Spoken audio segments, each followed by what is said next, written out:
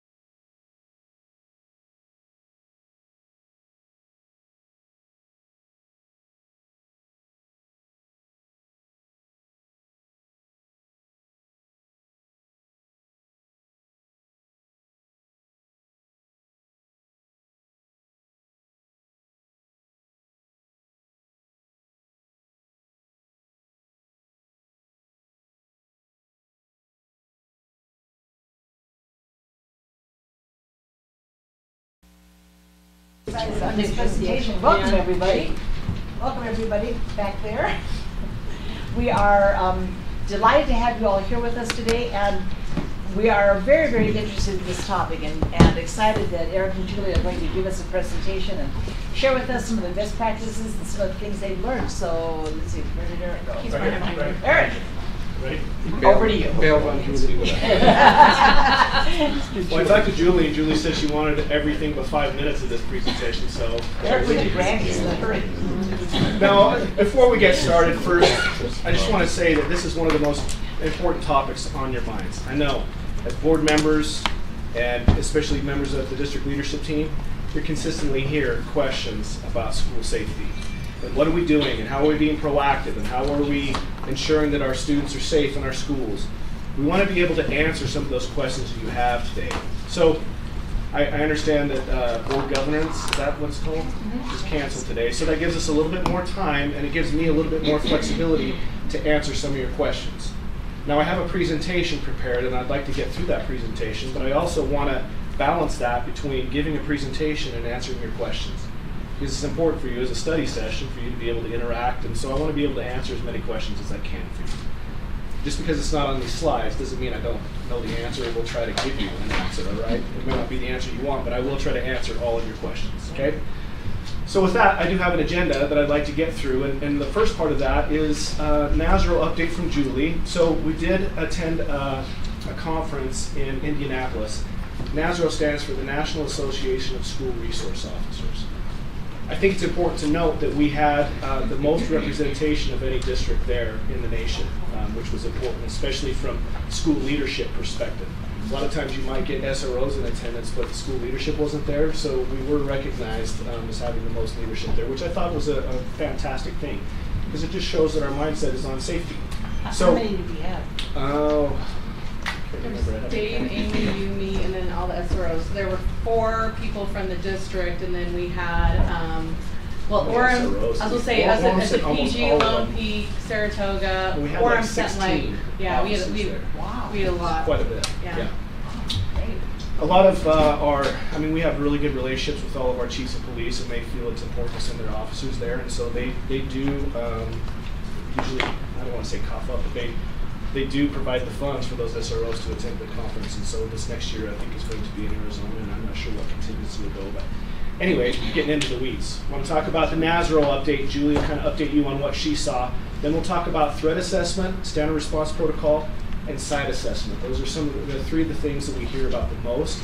And then I also want to address communication and how moving forward are we going to address that gap in communication between what we're doing in safety and then what are we communicating out to the public. And there's a fine balance because we don't want to communicate all of our safety response, like our reunification sites and other things. Some of that needs to be internal. But the things that are external, we want to be as transparent as possible as much as we can in these. So anyway, without further ado, Julie, why don't you introduce us on NASRO? Okay, so just wanted to highlight some of the things that we focused on specifically at the conference. One of the pieces, and I guess before I even start, just to give a little bit of background, I think all of us as board members are completely invested in making sure that our schools are safe places for our students and our employees. A reason why this is particularly, I guess, poignant for me, when I was a junior in high school, did experience a shooting where 2 of my classmates were killed. Attending the funerals of fellow students as a 16-year-old was a pretty defining moment for me. And then as a parent, as my kids have gotten older and various situations have occurred, I definitely have had an investment as a parent, making sure that my kids are safe in their school environment. Eric and I have worked together in the past quite a bit, so I was really excited to be able to participate in NASRO. And it was really interesting. I think I may have been the only board member in the grouping, because a lot of times they'd ask, like, oh, are you law enforcement, are you principal, whatever, and I was kind of like none of the above. But it was a really great thing to participate in and something that I am very passionate about and invested in. So some of the things that we focused on, things like family reunification. So we have had situations where some of our schools are doing drills. So the majority of those are happening outside of traditional school hours, where we have volunteer students and parents who will come and will practice reunification. One of the challenges with reunification is because we do not do it very often. We have found that when we have situations, we learn from them, and then the next time we do better. And so by having these drills and practicing these, we kind of work with our families and partner with them about best how to meet those things. There are specific challenges that come with family reunification that can really only be determined by practicing it in real time. And every time we do it, we get a little bit better, we learn something more. So that's an essential one for us. Another one is incorporating emergency plans for our students and staff with disabilities. So one of the things that we noticed in attending one of the classes in particular was what challenges are faced by, whether it's a mobility issue, a hearing issue. There may be dynamics that make it complicated for some of not only our students, but our staff members to be able to access evacuation routes and other things. So making sure that we look at each of those individual needs and to a certain extent almost develop an individualized safety plan.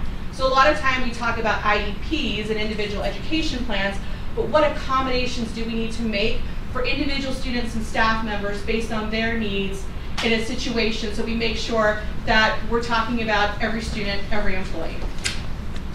We also want to make sure that we're practicing protocols and doing scenario-based learning. So things like tabletop exercises. Eric is going to share, I think, an experience that he had working through a tabletop exercise. One of the challenges that we have is we want to make sure that we practice, because then it becomes almost like a muscle memory. One of the challenges oftentimes is communication and what role does each kind of entity play.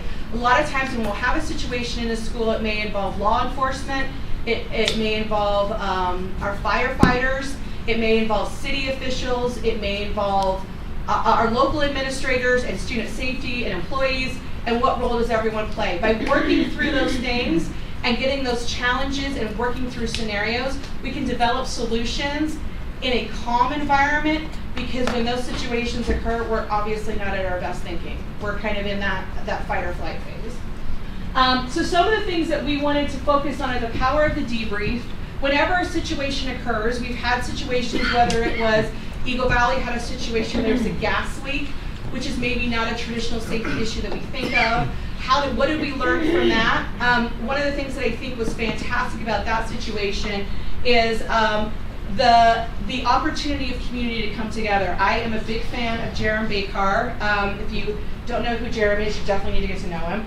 And one of the things that Jerem did when he was getting the notification that Eagle Valley was having to communicate was he gathered his staff, they gathered laptops, and they moved to the evacuation site because when you have a gas leak, it is an immediate evacuation from the building as fast as you can.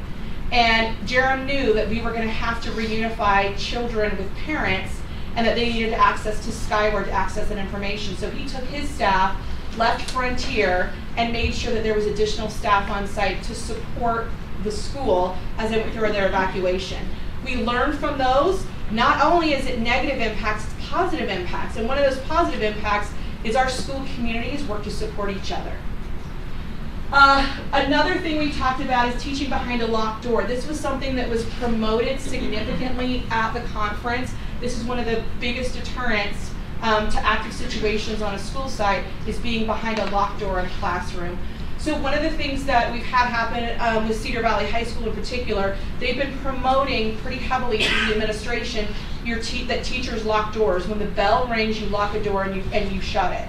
So now students and teachers are becoming acclimated to the dynamic of, yes, it's a pain in the butt every time a kid is tardy, or they go to the bathroom and they come back in, but they're getting acclimated to the fact that we teach behind a locked door because that is the safest place for our students to be. One of the things that we have found is that one of the hardest things to change is behavior, human behavior. And what we have seen through Cedar Valley is because they have been consistent in spreading the message and being accountable to what is happening, they have developed a culture where that is the expectation, and we've seen a significant shift in teacher and student behavior to meet that need and supervise and support that safety dynamic. I think one of the best things that happened that came out of the conference is we had a multidisciplinary team. We had individuals from student services who were looking at it through a lens of social and emotional well-being. We had individuals who were in law enforcement who were looking at it through a safety lens. And then sometimes I would come in and be kind of the downer in the group and be like, we can't afford that, dial it back. Because sometimes we have ideas, and one of the things that I think was most effective for any of us who've gone to conferences, a lot of times you go to a conference and you're like, that was great. I got a lot from that speaker. I learned a lot. And then you're tired and you go home and nothing kind of moves forward with it. It was like, yeah, great conference, but then you don't really have something tangible to show for it. One of the things that I appreciated about what Eric did is that he brought all of us together in the conference. Towards the end of it, we sat around a table for close to, I think, about an hour and some change. And it was just kind of a discussion about what are the two things, the most important things you're taking away from this conference. And everybody had a different perspective. And then what we did is we were able to take those pieces, create a specific list of SMART goals of in the next year, this is what we want to accomplish in the district. These are the safety pieces that we want to put in place. Who is assigned to it? Who's responsible? Who's accountable? What's the deadline for it? And so I think one of the greatest things we took out of that conference was we left with tangible goals and a focus on what we're going to do to improve over the next year, which Eric, I think, is going to show you some statistics of what he's accomplished. Thanks, Julie. So I do think it's powerful. When we say multidisciplinary team, it extends a lot more than just the conference itself. So we've been able to accomplish as much as we've been able to accomplish because of the support of the board and the district leadership team. And I'll go through some of those statistics, but being able to train all of our administrators in threat assessment. So a lot of the things that House Bill 61 is mandating for districts to make sure that they're in alignment with, we've already been doing. We've been doing that for a couple of years, and a lot of that extends from what Mike Browning did with the district. He did an incredible job. But moving forward, we needed to extend that and make sure that we were in alignment with that. So the first thing that we're going to talk about, one of the important things that we discussed at that conference is threat assessment. And I kind of wanted to talk a little bit about what threat assessment is for some of you that might not be familiar with it. Okay, so threat assessment is a protocol that we use that is hopefully preventing future acts of violence. So it doesn't do a lot for the incident in the moment, but once that incident is over, then we become investigators. And we start investigating, we ask questions, and we want to find out if that student poses a threat or not. And the only way that we can determine whether that student poses a threat or not is through a specific protocol. And they've been researching this for years. As this shows on this statistic here, the research on threat assessment is that more than 99% of student threats are not carried out. And that's true. The majority of student threats are a cry for help. It's an indicator that that student is in crisis. And we need to do something about that crisis. They talk a lot about the pathway to violence. And everybody in this room is somewhere along that pathway of violence. Some of us are more escalated when we're driving down the road on that pathway to violence, and some of us can maintain our composure. Kimberly, I wasn't talking about you. Okay, I don't even get that. But either way, if we don't intervene for some of these students, then chances are they're going to continue to spiral and increase on that pathway to violence. So when they make a threat, that's what they're asking for, it's a cry for help. And so what are we doing to help? And what are we doing as you look at the student risk intake form? Notice that we're talking about threats to others, and we're also talking about threats to self. We want to make sure that we're addressing both. And as you use that threat assessment protocol, the thing I like about it is it's research-based and it's consistent. You can utilize this protocol if it's a threat to self, but Annalise and I in Student Services, we've also been talking about utilizing this for bullying. We've also talked about utilizing this protocol for sexual harassment. All right, so we can utilize these things because really what this is designed to do is determine what the intent from that student was. What is your intent behind why you're bullying this student? What is the intent behind what you've said here? And then based on that intent, we're able to tailor a custom safety plan for that student. Because the worst thing you can do sometimes is for that student, the minute you decide that student, well, it's the student that decided to bring a gun to school or decided to do some of these things, and because of that, there's going to be consequences.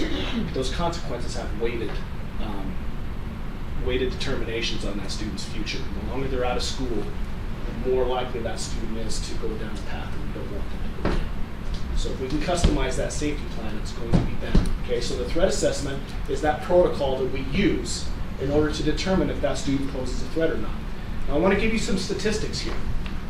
In July of 2022, so just a little bit more than a year and some change, we had 8 district team people go and be trained on threat assessment and how to do that training. There was only 8 of us in the district at that time trained on threat assessment. Okay? November of 2022, thanks to the supervisors and district leadership team, we were able to get almost every secondary principal around the table at the Alpine Credit Union, and they were trained on threat assessment at that time. So we started implementing this at the early part of the year, last year, school session, and we had some good fidelity with it. Some struggled, but it was our first year of really implementing it. And then in May, we had counselors, psychs, social workers, all of those people trained on threat assessment as well. And then finally in July of 2023, all other admin trained. Now when I say all other, there are a few that weren't able to make it there, but it's less than 20 administrators that still haven't been trained yet. And we'll do a cleanup run on those administrators to make sure they get trained, okay? But that included elementary and secondary. So when you look at threat assessment in 2023, we started with 9 in July. We moved to now over 469. We did all that in 1 year. So when you look at the timeline of how quickly we were able to roll that out, and now with the fidelity, because Kimberly and I were just working on a threat assessment, Dave Maurer is over at this school right now. As we look to see how some of these administrators are running through that protocol, it's beautiful. It really is, because now we've got a designated protocol that they can run through, and at every school that I look at, they don't need me, it's not based on one person there, but they're now out there doing it themselves, which is the way it should be. And so as these people have been trained, we're a lot better to address some of these threats that go on in our schools. Now, are there any questions about that so far? Ada? So that protocol includes notification of the public? Okay, now notification of the public is an important thing. There's a law called Tarasoff law. And what that means is there was a student, and it was kind of a controversial situation, I think back in the 70s, where you had a student and there was also an individual that was getting therapy because he had some of these thoughts of killing this Tarasoff boy, right? He disclosed to his therapist that he had these thoughts. Well, the therapist didn't disclose that to the student or to the parents of the student. And then that student ended up getting killed by this individual. So there's this Tarasoff law that requires us, if there is a direct threat to someone else, then we need to notify those parents. Now, do we notify the public every time there's a threat in the school? We try to. We try to err on the side of more communication instead of less. Situation today at one of our schools, we informed the public through an email. And that comes through the communications team. And we've been doing this quite a bit this last year and a half, and we have seen an uptick in some of these threats, which is why the district leadership team is moving more towards being more transparent. If you end up bringing a dangerous weapon to school, this is going to be the consequence. And we've done a lot of work on that protocol lately, which I feel very good about. So we'll probably hear more about that later. But anyway, we do notify the public as much as we can. And Eric, just to clarify, when Yeah. we do threat assessments, it's not an individual. It's a team that participates, including the school resource officer. So those things are being done through the eyes of multiple individuals who have different perspectives and a different lens, so that by having a team complete it, it's a whole picture. Yeah, you look at the protectiveness of this protocol, right? So if I'm one individual, and I remember when I was a principal, something like this would come and it would just be me. And then all of a sudden I do it and I say, well, it's not that big of a deal. Well, then what if something happened? Then I'm liable for that. One person, right? When we've got a team of individuals, and I've got an officer there, I've got a social worker there, I've got a school psychologist or an elementary counselor. If you've got all that team looking at all that information and they're weighing in on whether that student poses a threat or not, then you can feel a lot more confident when you go back to that parent and say, you know what, we've reviewed all the evidence. We went to the home, we looked for a weapon, we did all of these things, and we do not feel that the student poses a threat at that time. There's a lot more weight in that than just you owning that as an administrator. So it's a protective, not only for the administrator, but also for the student. Because you want that student to be able to reintegrate into the school without a lot of consequences of people saying, oh, he's going to come and shoot up the school. No, he said something really stupid. And he shouldn't have. But there's a consequence for that, and there's a safety plan in place for that. Does that make sense? And a threat assessment can also be, I don't know what's happening there, can be done again. Like, for example, if new information comes to light, a threat assessment can be done again with that new information. Yes, if there's more information. I don't know what's going on. I don't with either. you. You could do the what? Okay, Dwayne, can you help me out? And I'll keep going off of this screen here, but I feel bad for those of you that have your back to it. And I'll try to speak more to it. Sure. Any other, Sarah, you had a question. Okay, so you talked about the percentages of kids that, go from a threat to carrying out. What is the percentage of the kids that skip that entire step of a threat and just go from nothing to carrying out? What is the percentage? Okay, so what Sarah's really getting to is just because a student is made a threat doesn't mean that they pose a threat, right? Because as a parent, sometimes you say things that you don't intend on carrying out all the time. We say things we don't mean. However, just because a student hasn't made a threat doesn't mean that they don't pose a threat. And that's what you're getting at, Yes. right? How do we know some of these students that fly under the radar? Right. Well, in a lot of the research and statistics, there are indicators for even those students. The withdrawnness, the lack of friendship. Sometimes there's suicidal ideation that goes along with that. There are indicators along the way that if we start paying attention to those, we can do a threat assessment on those students, whether they've made a threat or not. Now, that doesn't mean that we're profiling kids. We don't. That's the beauty of this, is that it really curbs the bias in these threat assessments, because they don't consider, this really takes the bias out of it because of the protocol. So I like this for a lot of those different situations. Good question. Any other questions? Yeah, Mark. So this isn't a really question, but a comment. We just got back from a conference in Midway, and one of the speakers told about when he was in high school, there was a kid with firecrackers, and he couldn't get the lighter to work. He pushed the lighter, the kid threw the fireworks, and he got expelled from high school. And I guess at the conclusion, he actually went to a school board meeting to plead his case to be reinstated. And I just thought that I like that idea of there being a way to not absolute expelling, cases when you're expelled, but that we think about it. And I sense that's kind of what you have in this protocol, is there's several different people who consider it and try to do what's best for that student. So I really like that a lot. Yeah, we'll do everything we can before it goes to that, but sometimes you can't save a student from himself either. Yeah. Sometimes you can make a certain decision. And in that incident, it was a vice principal who expelled the student. And our policy is only the school board. That's right. That's right. Yep. Good. I do think that sometimes the current process by which we're notified that a student is expelled, we don't get very much information about that. So if you would like the school board to be a partner in figuring out if this should be an exception or not, we might need a little more information. Just It's a really heads good up. point. I appreciate you sharing that, and I think that is something we can definitely work on. Okay, now I know that we've taken a little bit more time on threat assessment, but it was needed. So we're also going to talk about how we document this. So typically other districts are hiring out third-party vendors to come in and utilize that as their avenue for reporting. We tried that. It was about $2 a student, $3 a student, something like that. But the reality is what was happening is if there was a threat that happened at the school, they would have to open up this separate piece of software, dictate everything into that software, and then once they were finished with that, they would have to go and make their entry into Skyward. Now those of you that are supervisors, that are administrators in schools, know that anytime you have to duplicate your efforts, the likelihood that that's going to be implemented reduced dramatically. So we wanted to go with one system. Went to Blaine, talked to Blaine and said, look, this is what this third-party software is doing, can we do anything similar? Blaine and his team came up with the threat assessment form. So we're utilizing ASD's forms in order to do that. And you'll notice on here we've got the target witness interview form, the subject interview form, and these interview forms are the specific questions that you're going to ask a student when they've made a threat, or you feel like they pose a threat, or something like similar to that.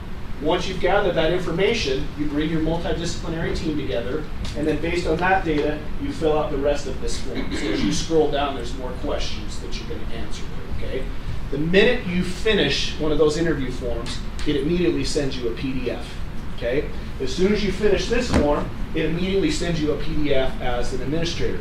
But it also sends me and everybody on my threat assessment team a copy of that PDF as well. So that accomplishes two things. One, the administrator at the school level can upload that directly into Skyward. What we're looking for is patterns. I'm interested in not only the pattern of that student and where they're at on that pathway to violence and whether they're starting to increase, but I'm also interested in, is it occurring more in junior high? Are we having more threats in high school? Are we having more threats in elementary? So we can start to see data patterns and trends in our own district. Because those are things that I think that we need to answer. So not only does it help with the student and see where they're at on that pathway to violence, but it also helps me to track the data on where we're at as a district. So here is the form that I use. So every time I get a PDF, I go in here and I put the date, I put the school, I've deleted that for confidentiality's sake, and I've also deleted the brief description. There's a lot more that goes into this because I want to see a quick snapshot of what's going on. But I can sort by male or female, I can sort by grade, I can sort by school, and then I've got this threat number. You'll notice that it's hyperlinked. So as soon as I get that PDF, I upload that into a confidential place, and then if there's any questions when the threat assessment team and I are looking at these, because we look at every one of them, we click on that PDF and then we review it. Now there's power in that because superintendent was talking a little bit about, in our last Note for Matters, there's a difference between fidelity and urgency, right? So you have both in these kind of situations, and anytime you get a threat, you've got this active tension between those two. But it's not an either or, as superintendent said, it can be and, right? And so when we look at the power of the debrief, and Julie talked about that, as we go through it, we will go and coach that team. And if they didn't do it perfect that first time, we'll welcome to reality. None of us do it perfect. And are there things that we continually look at and revisit and reflect on and get better? You bet. And so that's the role of the threat assessment team too, not to be the threat assessment police. We're there to help them process and debrief so that we can continually get better at that process. Does that make sense? So as there's board members, if you say, I want to know what the trends are in our district when it comes to threats, by the end of this year, I'll be able to compile all that data for you. However you want to look at it, whether you want to look at how many were male, how many were female, how many grade, how many at specific school, how many out west, how many south. That's powerful information for us to be able to determine where some of our greatest needs are. One of the needs that Julie's going to talk a little bit about is SROs at our junior highs. I do think that is going to be something that we'll want to consider in the future, is making them full-time, because we are seeing a lot of threats in our junior highs as well. So I think one of the things that's good to point out about this too is that by having Blaine and his team do this internally, we're saving hundreds of thousands of dollars every year that's now being spent not on an outside entity, but for us to be able to house this in-house. And the other thing is, because it can't be linked in Skyward, we can see patterns where maybe a student has made a couple of threats earlier, and then we see like the seriousness of the nature of the threat increasing. we can see a pattern with a student, and that we can make sure that then that changes maybe some of the threat assessments at a later time when we're seeing a pattern or an increase in a behavior. Good. Yes. I think it also supports the scaling of best practice. So people aren't submitting their own forms. It's standardizing the response and say, this is the process. Stay in the process, utilize the process. It's a guide for those that, you may have heard of other crises, but this is the first time that you're dealing with a crisis. It's helpful to have a standardized form. These are all the dots I need to, I's I need to dot, T's I need to cross, boxes I need to check to make sure that I've done this with fidelity. Very good point. And we've seen the benefits of that already when we're talking about student services and some of these student hearings. I think just the fidelity of that protocol, the consistency of it, we're starting to see best practice across the board. And sometimes it's hard to kind of say, well, we didn't get this right this time, can we reflect on this and do this a little bit better? But I think that practice of continually doing better and knowing what we're looking for there to be able to make good decisions for students has been really beneficial. Yeah, good point. Any others on threat assessment before we move on? Okay, now, threat assessment is preventing a future act of violence, but it's not our crisis response protocol. This is our crisis response protocol. Superintendents talked a lot about that. Sometimes administrators feel this frustration because they're like, no, I need to hurry and get to a threat assessment. No, you don't. In the heat of the moment, you neutralize the situation and you actively use your standard response protocol. And then once you've neutralized the situation, then you've got some time to go through and do that investigation, right? Sometimes the worst time to do an investigation is when you're in fight or flight. Because let's be honest, Rob, I mean, you've been in the military. Sometimes when you're going through some of these practices, and all of a sudden you're getting shot at or something happens, you run into that fight or flight mode and your prefrontal cortex goes offline and you end up doing things afterwards and you're like, why did I do that? Well, because your prefrontal cortex was offline, right? We're in fight or flight. And so, but this standard response protocol, if you practice this enough, superintendents talked a lot about that E plus R equals O, that response part, right? We control that response. Well, when there's a situation of crisis, unless you've practiced it, you're going to default to that reptilian brain every time, and you're going to do things that you're like, why did I do that? We need to practice this more so we can be more in control of that response that we have. So there's a reason why elementary schools are practicing this once a month. Now, one of the things that we're encouraging, and one of the items that we've talked about getting better at, is inviting law enforcement to some of these practices. Now, I've been to some evacuations with American Fork High School and some of our elementary schools. Law enforcement and fire are there every time. And then all of a sudden afterwards, we get together and we debrief.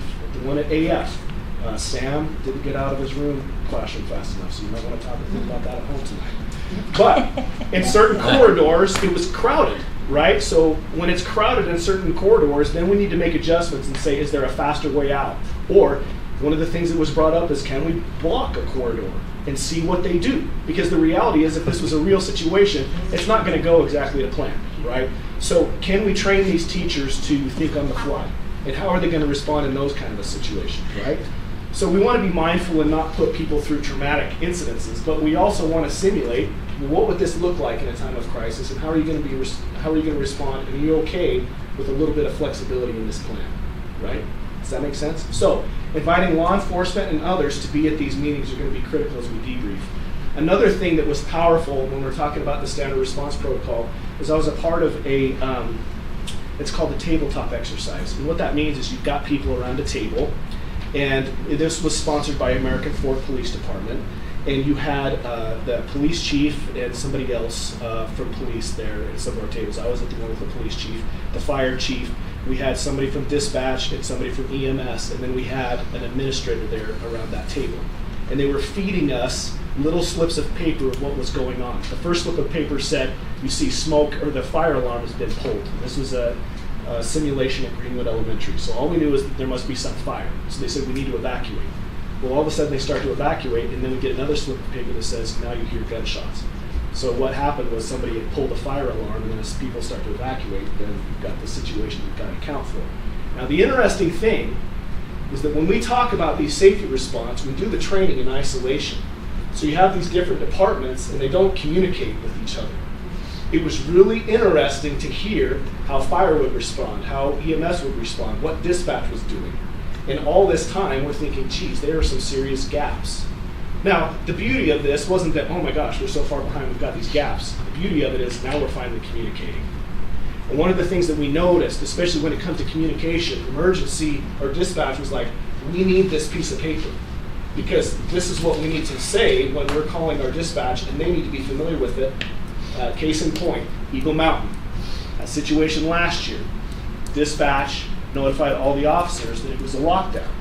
But if you look, there's a difference between a lockdown and a secure, right? Secure means something's going on outside of the building and everything's okay on the inside, so we're going to close those front doors. Lockdown means something's going on inside the building.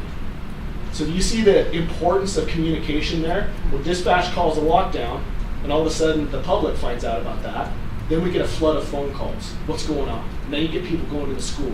What's going on at the school, right? But if they were to use the appropriate terminology and said secure, that would have prevented a lot of that. Kimberly.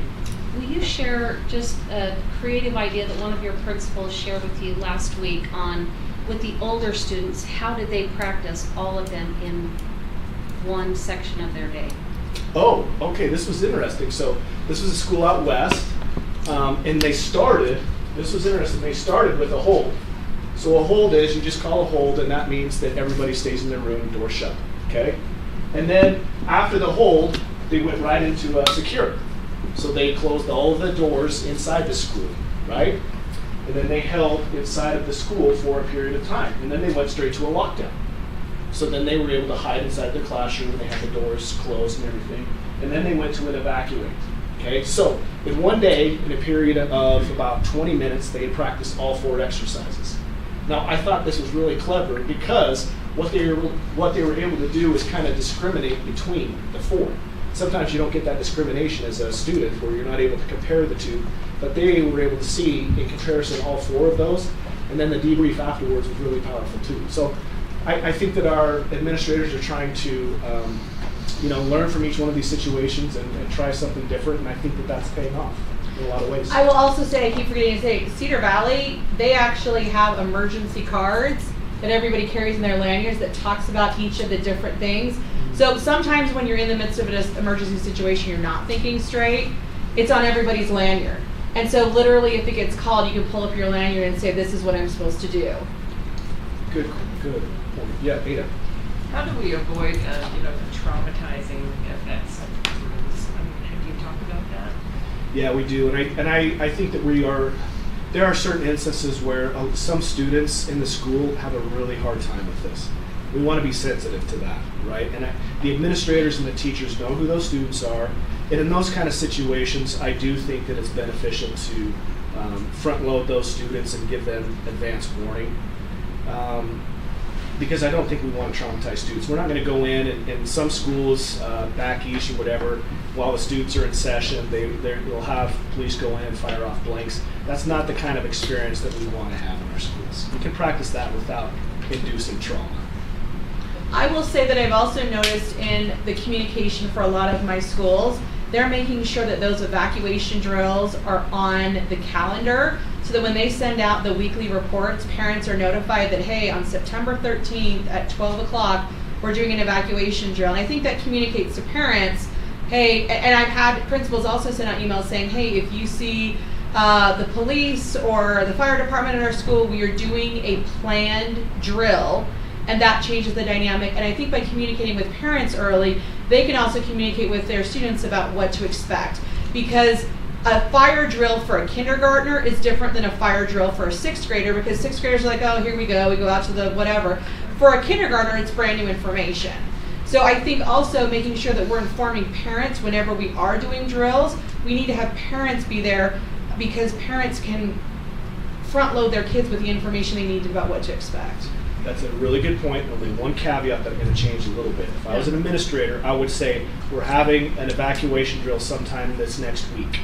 I wouldn't give them the exact date and time. Only because if somebody had terrible, intentions, then they know the exact time that the whole school is evacuating.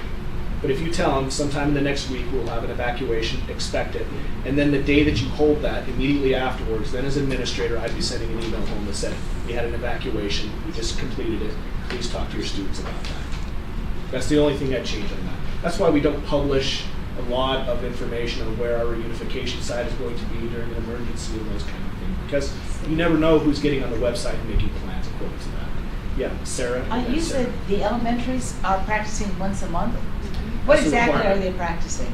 So every other month, they have to practice an evacuation drill. And then on the off month, they practice one of the others. So they practice Like a hold hold or secure? secure, lockdown, or a shelter. Right? But it's interesting. I know that fire is really talking about this evacuation. Sometimes we call it fire drill. It's an evacuation drill. You'll have to evacuate for a gas leak or many other things that aren't necessarily a fire.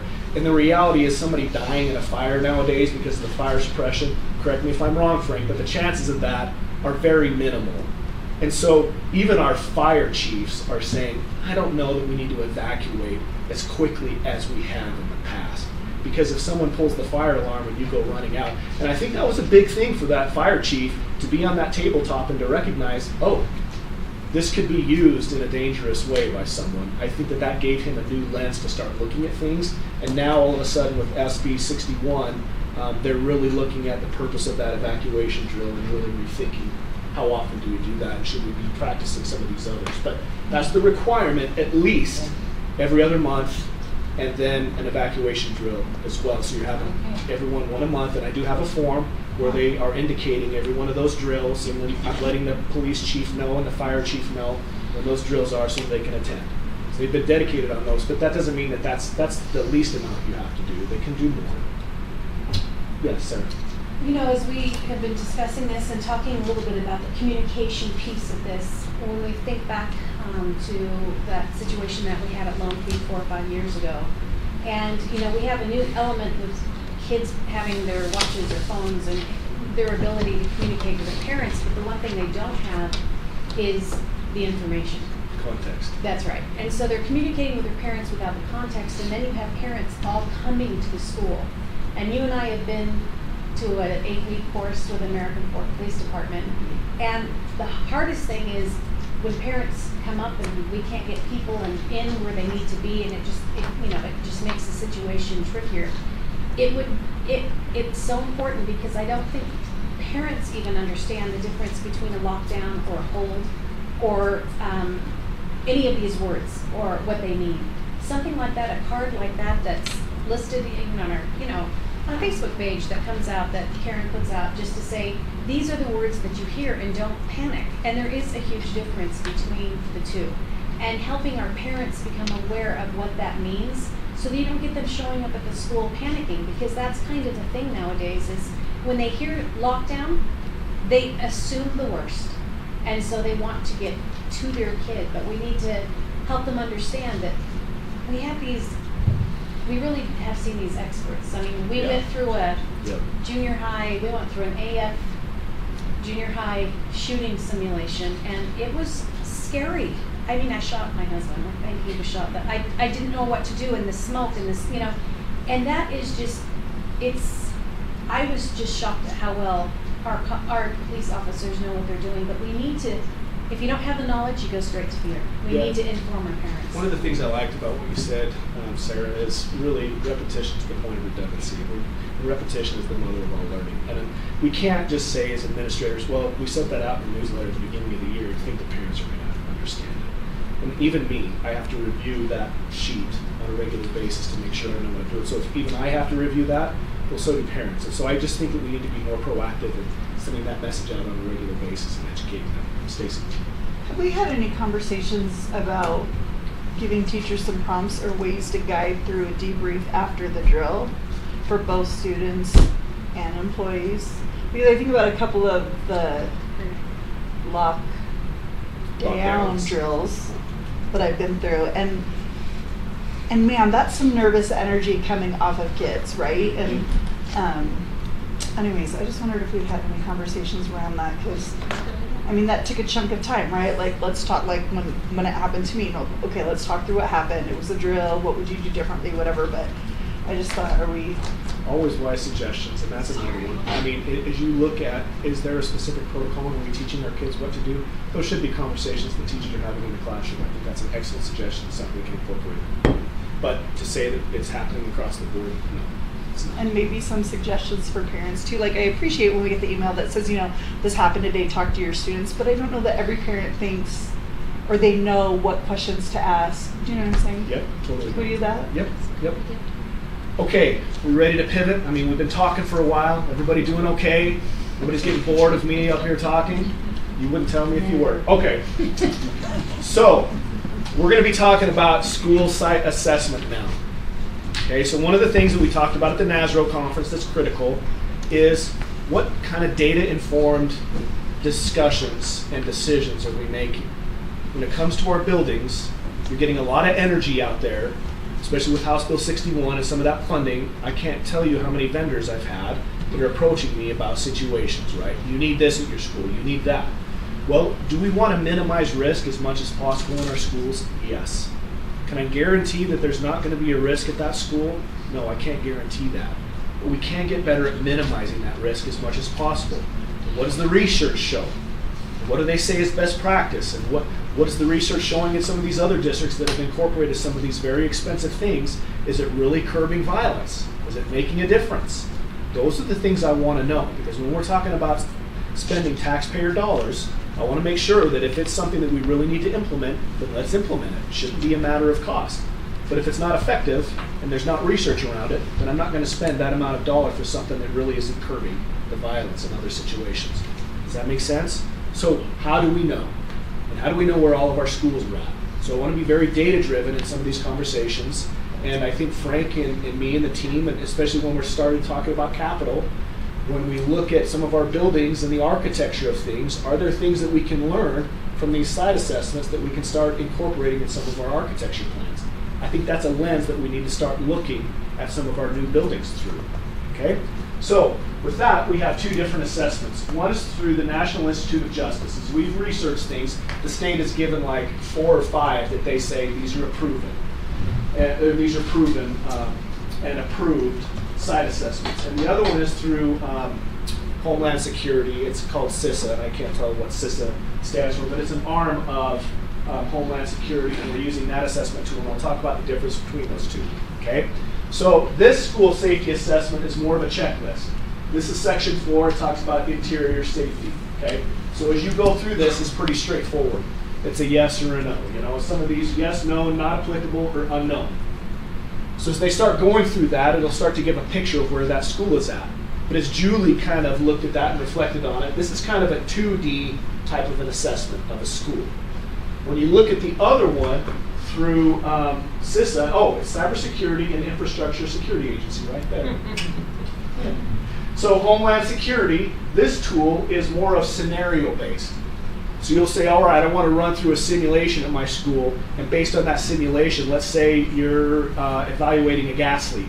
Then you run through this assessments tool with that lens in place to determine where your weaknesses are. And then based on those weaknesses, are there some improvements that we can make? So when we say, well, where are we at as far as our infrastructure and our hardening of our buildings? I can't speak with a lot of surety about that right now. But I will be able to.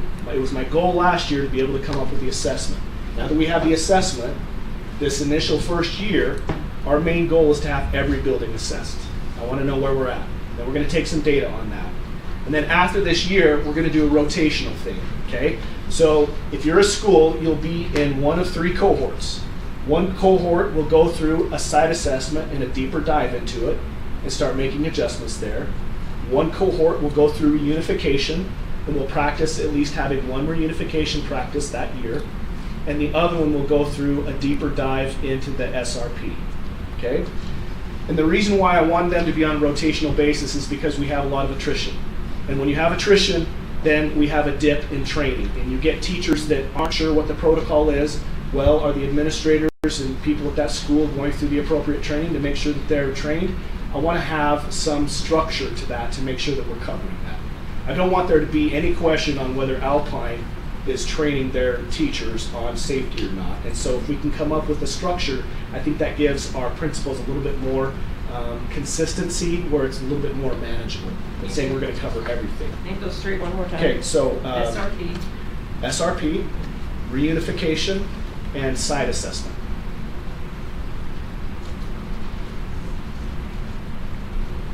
Okay. So, superintendent talked to Kimberly a little bit because one of the board members talked to him about this idea of a website and the importance of communication. So we wanted to follow up on it, and we've been working on this. This is not live right now, but it's close. Okay, so I've been working on putting this together, and I'm not a web developer, so it's taking me a little bit more time. But these are the things, and as we were talking with Julie at the NASRO conference, these are some of the things that we felt would be important for our public to know. Standard response protocol. If we could talk about there what that is, Sarah, and we can have on there exactly what each one of the items are that we practice, then this is where they can go to get some of the answers on that, and what those routines are, and why we use it, and some videos that go along with that. Threat assessment. What is threat assessment? How do I know that my student is safe to go back to school? And what do you guys do during a threat assessment? Site security. This will talk about our 2 assessments and what we're doing to further the improvement of our schools and what we do to harden our schools, and what do we do when there's questions that come up about, well, how are you ensuring the safety of my kids, and what are you doing with the glass in the school, those type of things, right? This will go through that protocol. Partnerships. Our partnerships with law enforcement are critical, and with fire, EMS, all of those places. I spend a lot of time collaborating with the chiefs of police and their lieutenants and sergeants, and we want to make sure that we have a good working relationship there, and we've done a lot of things to increase their response time. So all of our patrol, not just our SROs, but our patrol officers as well, have key card access. So if there was an incident, they can go and respond immediately. Even though that school is in lockdown, all they got to do is, push that key card in and they're in. And we also want them monitoring our schools. And they'll go in after hours and assess the layout of the school. It gets them more adjusted to it.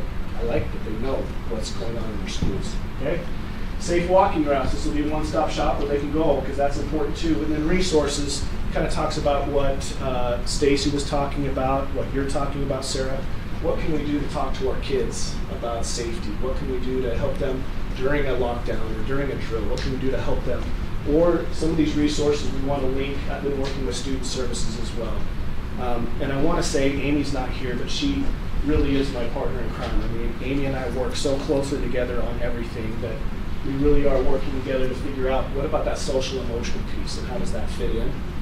And so I'll be working closely with Amy too to see what that looks like. Okay, but this will be live within the next month. Any questions about that? Thank you. Welcome. Yeah. Okay, let's see. You know what? We are close. And we haven't even been going for an hour yet. So Julie, you want to kind of talk about what you wanted to talk about here? Yeah, so one of the things that I think is a challenge sometimes with board versus staff is that sometimes we have, we've talked a little bit about board goals and priorities, and is this really a board goal or a staff goal? So one of the challenges here with safety is what is the staff role versus the board role? And so there's 2 pieces specifically that we target. Obviously, policy is a significant one. I know that Policies Committee is working on updating several of our safety policies, so that's an essential one. We also want to make sure that it aligns with current code as code comes through and updates from the legislature, and also aligns with the strategic plan that we have. That those things are all integrated in a piece of it.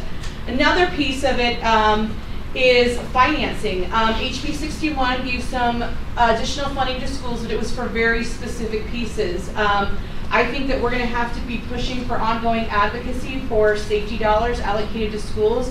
And one of the challenges that we're seeing is an uptick in behaviors and threat assessments at the junior high level, which potentially necessitates us working with putting SROs in all of our junior highs and middle schools. That'll be a significant cost if we choose to pursue that. And I think what we have to also balance is we partner with all of our cities and our municipalities, that there is a cost that they bear and a cost that we bear when we put school resource officers in any of our schools. And one of the challenges going forward is making sure that we remember that this is not, I think sometimes when it comes down to school safety, there's an assumption that the school just needs to carry the burden on everything. The reality is when it comes down to whether students are pursuing a path of violence or a path of wellness, it's a community issue. And it's a community issue that we have to solve with community resources. And I think one of the things that Eric has really pushed, it's been really nice to see, is the focus on bringing all of those different people to the table and making sure that we see that as a community problem and a community solution, that it's not, well, that's your thing to deal with, that we work together ongoing. So as we end up working on our end as board members, we have the policy piece, we have the financing piece, and then as well as working at that from a legislative level. And I think one of the things too that Eric addressed that we also have to be intentional about is this is one of the reasons we actually can go into a closed session. As much as we want to inform parents and make sure that parents are aware, we also have a delicate balance of there are people who would intend to do our children harm, which is why Eric said we don't publish all the information.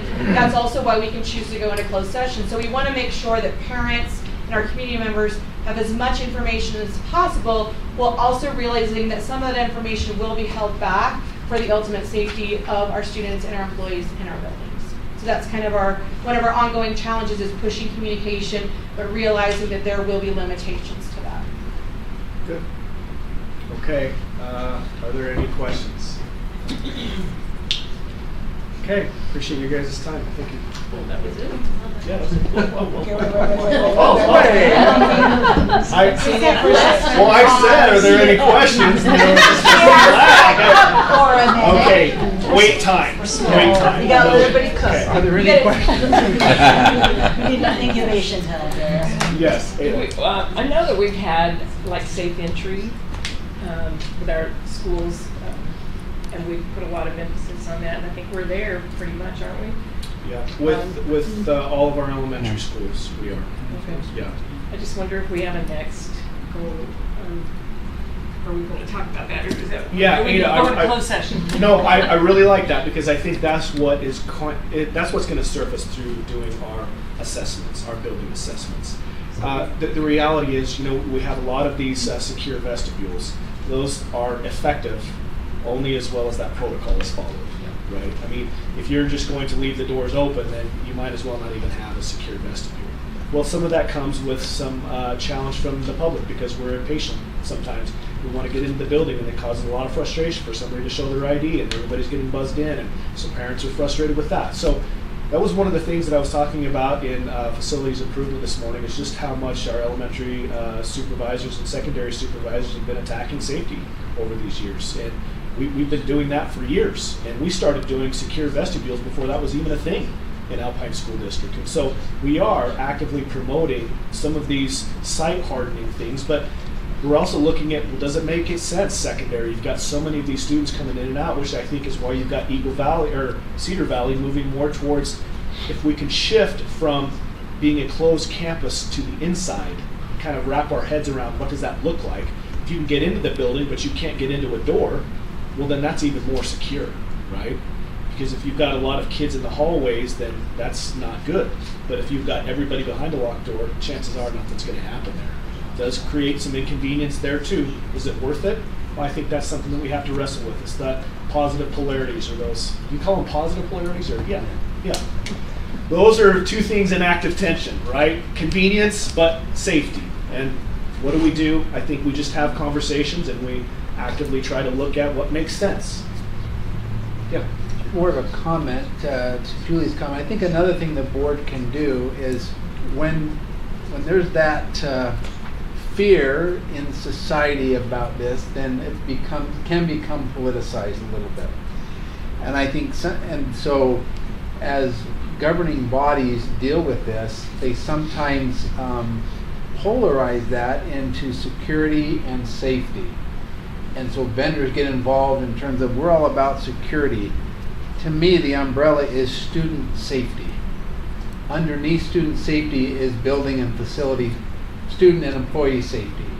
Underneath that is that umbrella of safety and well-being is building security and other aspects of that. But I think sometimes the harm can be as if you're too, it's not the tyranny of or.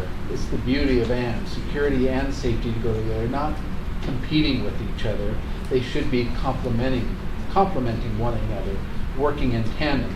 But I think sometimes with vendor bills and other things, then we start to get this bifurcation or this false sense of security. Yeah, and we're not talking about student safety. We say, well, let's focus on security, but then we forget the whole purpose of security is for employee and student safety. And then we focus on security, and it has no effect on safety.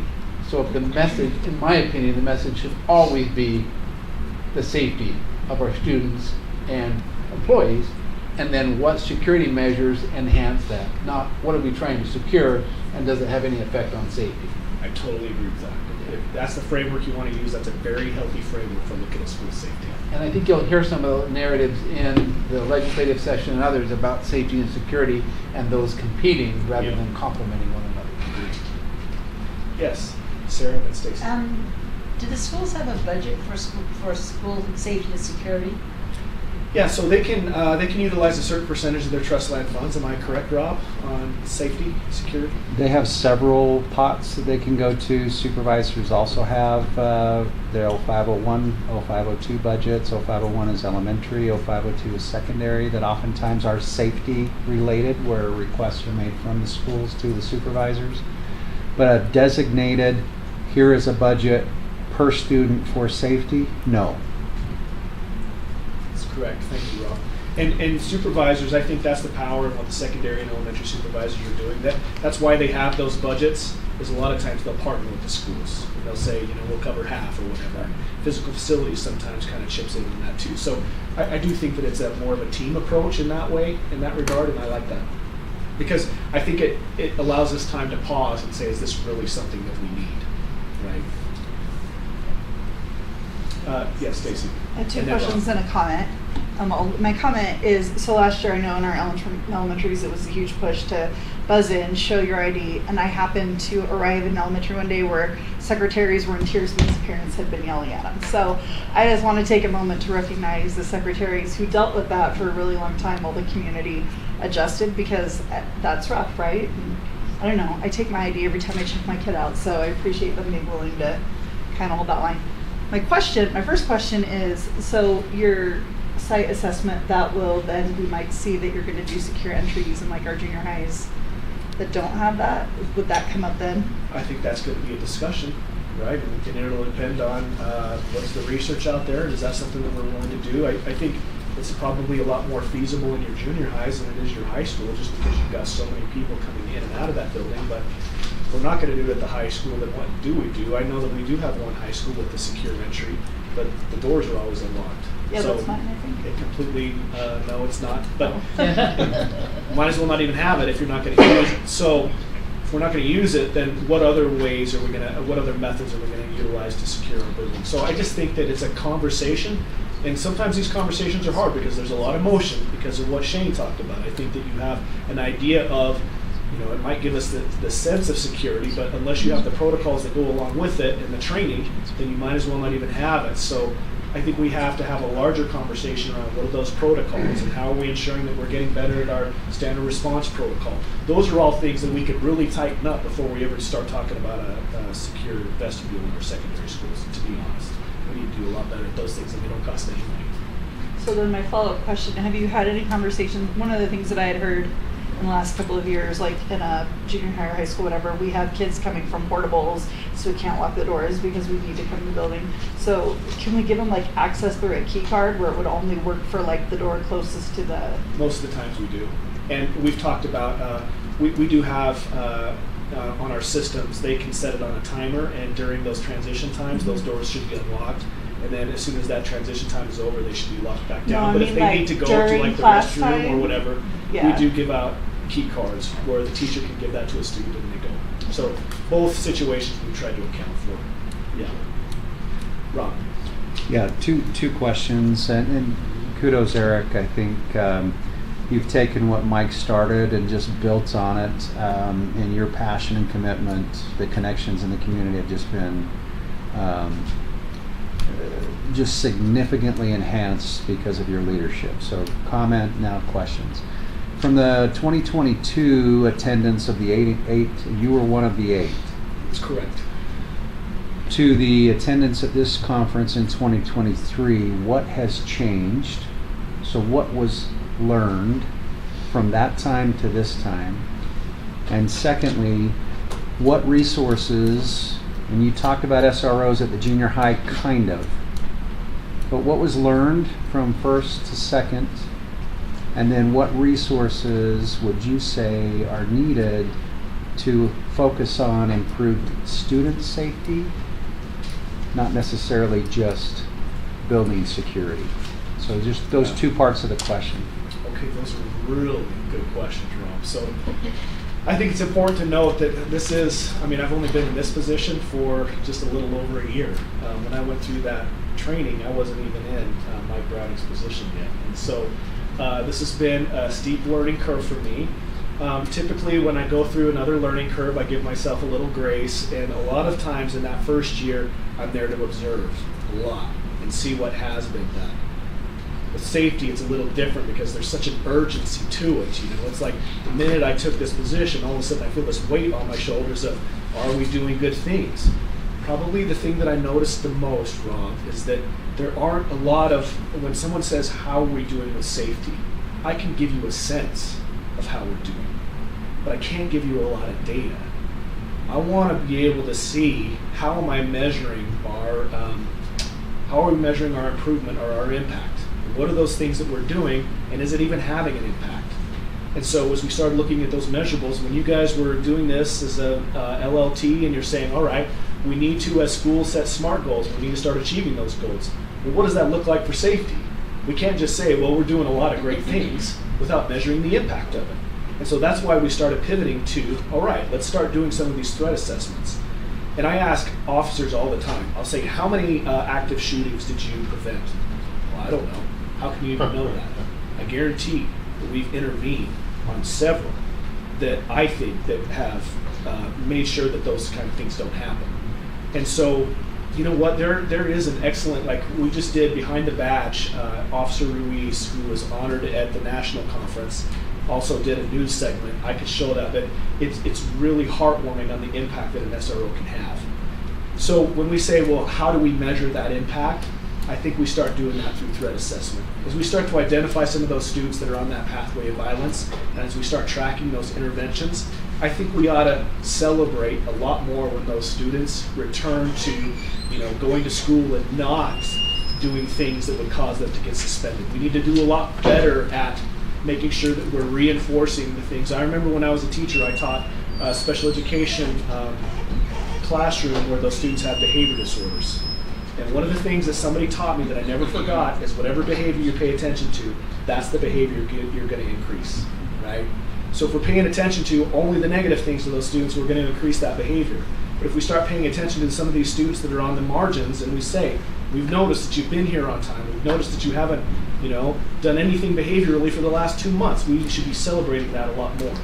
And so I think as we start to put in systems in place, the building security, as we start to measure that, as we start to measure our threat assessment, and we really start to make some data-informed decisions, I think that's what I really learned the most, is we need systems in place to make sure that we're consistent in those areas. Is that And resources that'll help do that? When we say resources, or priority for those and resources too? Yeah, I think one of the things that I think will help, that I'm excited about and I'm still hopeful for, and I'm not sure that the legislation, the way that they intended it to roll out, but we have a school safety specialist as part of House Bill 61. And as I look at that, I think the idea behind that was to make sure that the water is getting to the end of the row from the districts to the individual schools. Because there are a lot of things that I feel like just because I'm sitting here and I'm living in this world, well, administrators have so many other things on their plate that they have to manage. That how can we ensure that some of these critical things get implemented, but still we're not overwhelming some of our administrators? And so that could be one piece where we're utilizing that individual to make sure that they're pushing out that information to their specific public. So that's one resource. I think more like full-time SROs at our junior highs, that's a big one for me, Rob. That would be a big one for me. Other than that, I try to leverage resources that we already have. And again, I know Amy's not here. I know my supervisors are here, a lot of them. I leverage them and Kimberly and the district leadership team a lot. I don't do all this work on my own at all. And so when I have such a team around me pushing this forward, I think that's why you're starting to see the momentum in safety. And even our principals and our administrators, they do such a good job in safety. They really do. Again, I'm really pleased with where we're at, but I'm not satisfied. Any other questions? Sarah? I'm just thinking about something Stacy said.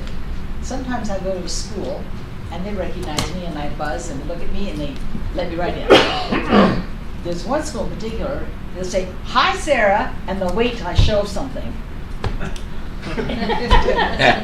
And that kind of is a little annoying. It's like, they know who I am, they can see me, and they still want to see an ID. I'm curious They're how. just waiting for you to say please. Please, man. So I'm just wondering, how are secretaries trained? Are they trained that you should always show an ID? Always? Even if they know you and they can see you? I always do. I always wear my badge, and usually, even when I go into my secondary schools, I will say, "This is where I'm going. Do you need me to officially sign in?" And they'll say, "No, thank you for letting us know." But I have one elementary school that has a big sign that says, "Do not go past this point if you do not have either an ASD badge or a visitor sticker." And all of the staff have been trained to stop you in the hallway. Doesn't matter if you're the PTA president or the SCC chair, they've been trained to stop you in the hallway and ask you to return to the office if you don't have one. So do PTA presidents get a badge? No. Or something? They get Just their a visitor. Just a visitor.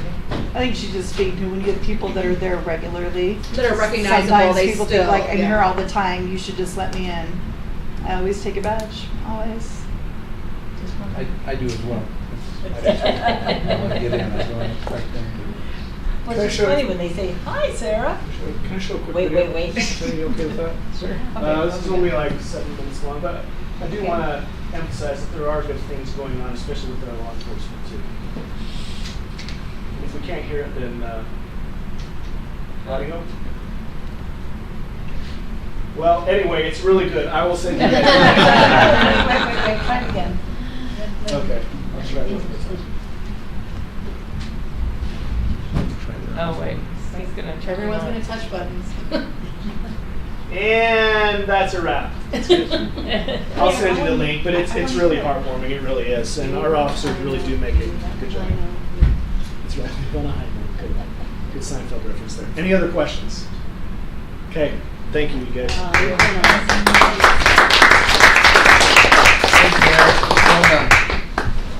Okay, Superintendent, that's all we had on the agenda. Is there something that you would like to discuss at this point? dinner. So Dinner. I think We can do that. We can move to, All right. move to dinner. I don't know if we have anything else on the agenda to discuss. Okay, thank you. We will dismiss now and go to dinner and reconvene at 6 o'clock. Unless they can get that sound going, I have to hear that.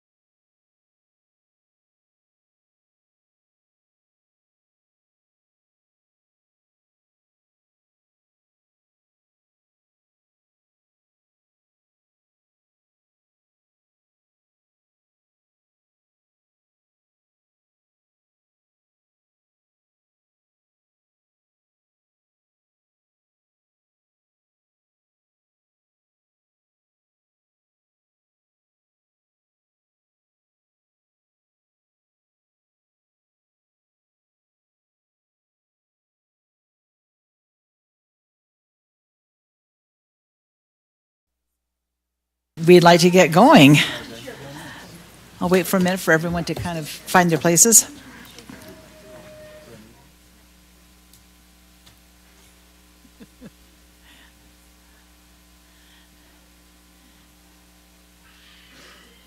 It's a good day to be at a board meeting, right? Okay, thank you for coming. We're going to start with the Pledge of Allegiance by Scott Sumner. So if you'll stand.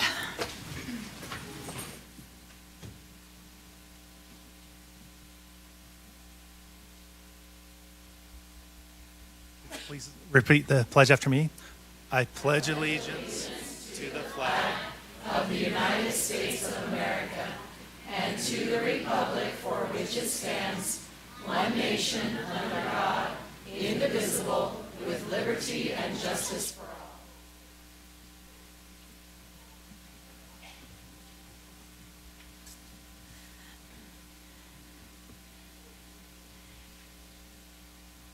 Thank you. You know, it never gets old. We do this a couple of times a month, plus other meetings. And if I can just say something on a personal note, I had an opportunity in 1986 to visit some communist countries while they were still under communist rule. And I came back with such a deep appreciation for what we have here and for the opportunities that we have here. It is remarkable. So I love hearing the whole group. Sometimes I just kind of listen. There is just such, it's just glorious to be here and to be with you. Do we have an inspirational thought? I guess that was the inspirational thought. We'll just keep going. All right. You're inspirational. Okay, let's do some recognitions. This is one of our very favorite parts of the meeting. So we love to recognize people from all over, from students, teachers, parents, aides, everyone at the school, bus drivers. We have so many people that just go above and beyond and do wonderful things for us. So we have an award that we love that we started a couple of years ago called the RISE Award. Remarkable, inspiring, selfless, and encouraging. And this is an award where we ask members of the school communities to recommend people for the award.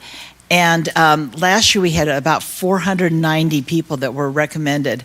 And it was, I heard, someone went, wow. There were that many people that had done wonderful things for their communities. So tonight we're going to recognize the 4 that you see there, and we'll start with Mark Clement. Great. Oh, one more thing. When we say your name, would you come on up, and if the individual who's made the recommendation or the nomination is here, would they come up? And if you have a principal or district administrator, all of you just come on up, and we'll celebrate together. Terrific. So the first one is for Joyce Leishman, a bus driver at Grove Crest. Joyce, come on up. Excellent. Nice to have you here.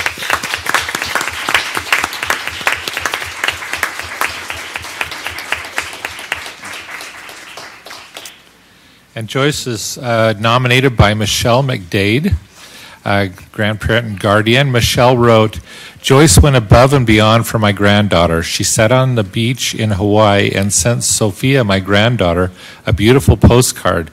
She let me know whenever she was going to be late. She's a beautiful person, and Alpine School District is very lucky to have her. She'll be missed very much by myself and my family.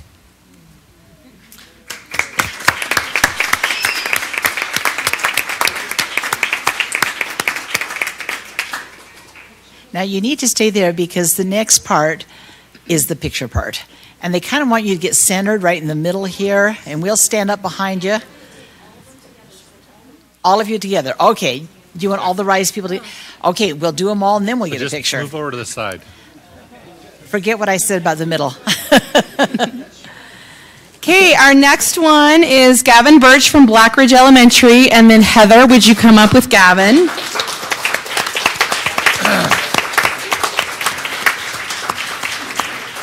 So Gavin was nominated by Heather, the principal at Blackridge Elementary. Heather wrote, Gavin has done a remarkable job of getting our school in tip-top shape before school began. From the outside to the inside, every detail was attended to as we got ready to welcome students back. I have never heard Gavin complain as he attends to his daily responsibilities and he constantly asks, "What else can I do?" We love having Gavin as our head custodian at Blackridge.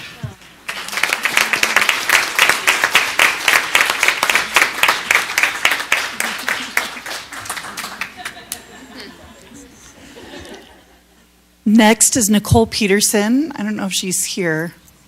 I did not see her. She did not make it. I would absolutely love to read her words.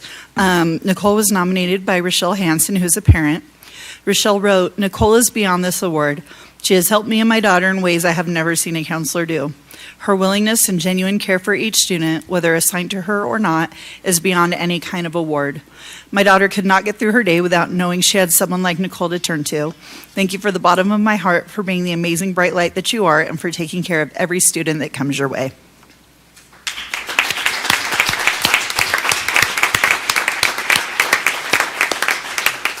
And then if we could have Mrs. Poyfair and Ms. Cochran come up.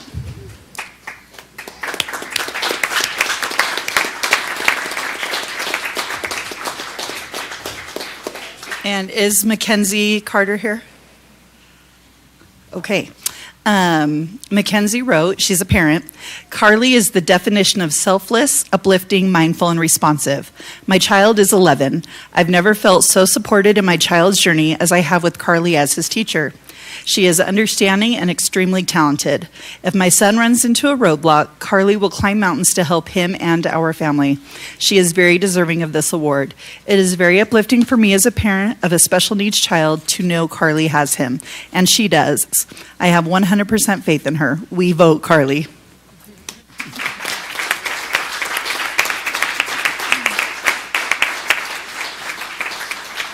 Okay. Now we kind of need to kind of move together and space yourselves.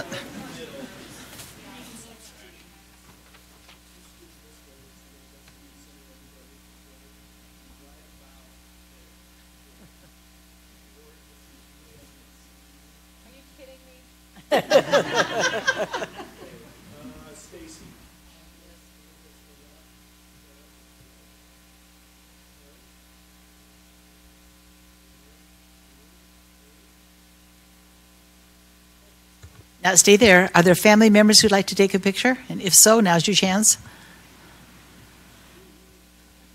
Oh, yep, there we go. Okay.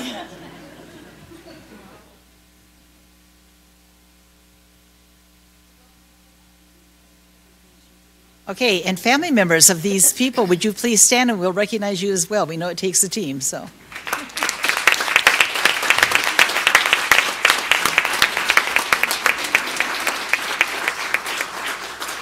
Okay, now if you'll turn around, we'd love to shake your hands.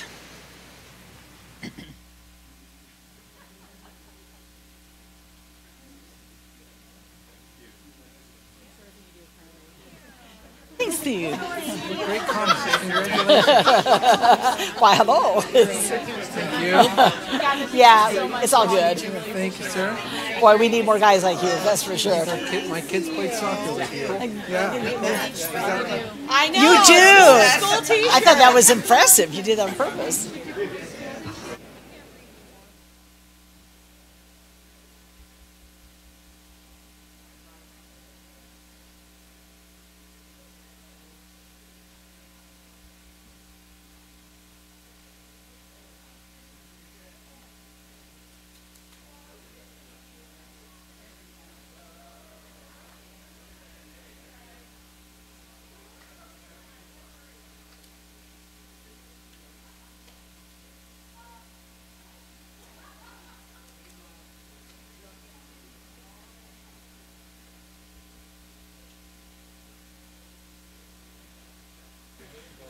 Okay, here's the word I just got. We need a few dozen more bus drivers. So if any of you have friends or family or neighbors that would love a part-time job, we could use you. Okay, now we're going to look at a couple of other awards. The Utah Science Teaching Association's 2023 Outstanding Awards. We have two of them. One is for sixth grade teacher. So Ben, would you please come up with your principal and whoever might be with you?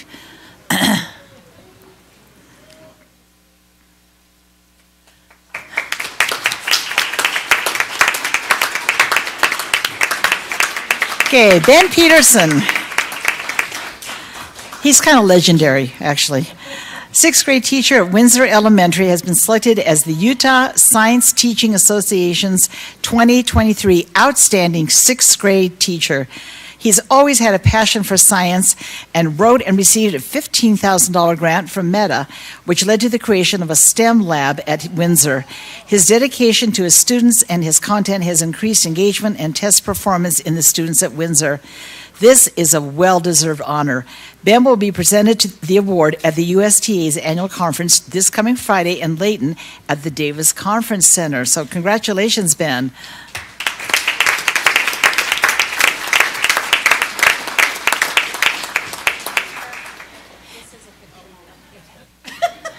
Okay. Okay, center yourself.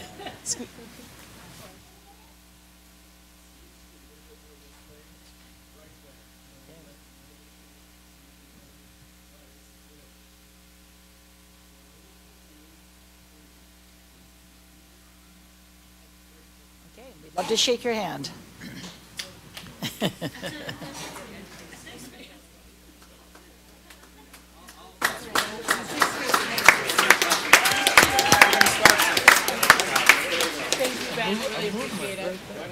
Oh man, just help those kids love science. I know you do. Hi, Jenny. Thank you.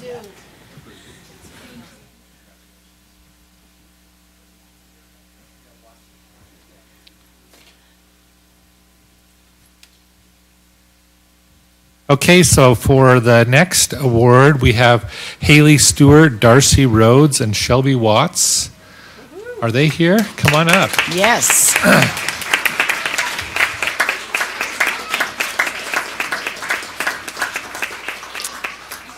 And any of their administrators, if you'd come up, that'd be great. Kids also come up. That'd be great. Okay. I actually made a visit to East Shore recently and was so impressed with the work you're doing. So East Shore's online science teachers were nominated and selected as the Utah Science Teaching Association 2023 Outstanding High School Science Department. They're receiving this award for their constant pursuit of excellence in creating outstanding content for their students. At East Shore, they helped East Shore offer biology, botany, zoology, physics, astronomy, and earth systems. Together, they helped 2,371 Alpine students earn science credit towards graduation. We're so happy to have them as part of our team at East Shore, and we celebrate with them as they're recognized by the Utah Science Teachers Association. The team will be presented the award at the USTA's annual conference this Friday in Layton at the Davis Conference Center. Awesome. Thank you so much.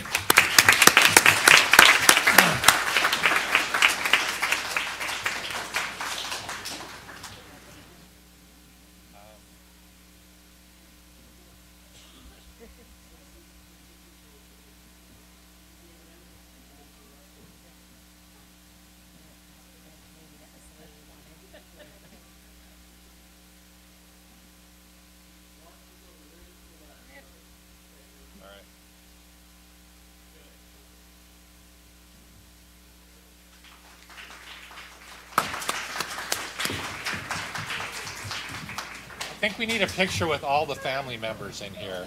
So come on up, everyone. Yes, there you go. Now they would know why will they come up here. Come on.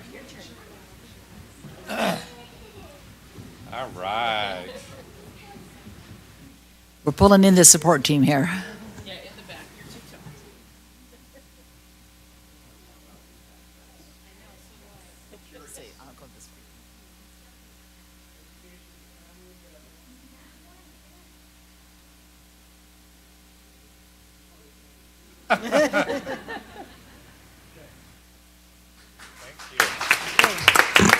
Now we shake hands.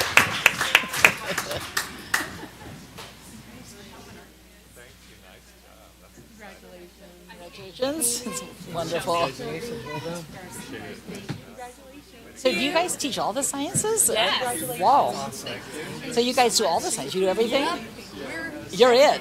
Wow, that's amazing. Thank you. Good to see you again. Good to see you.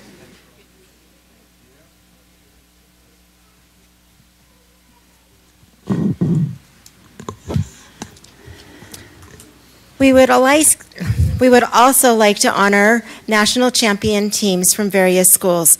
Award certificates have been sent to the schools to be given to the students during their recognition ceremonies. Lehigh Junior High School FBLA Community Service Project, Westlake High School FCCLA Chapter Service Portfolio, and Lone Peak High School Educator Rising Varsity K-3 Children's Lit.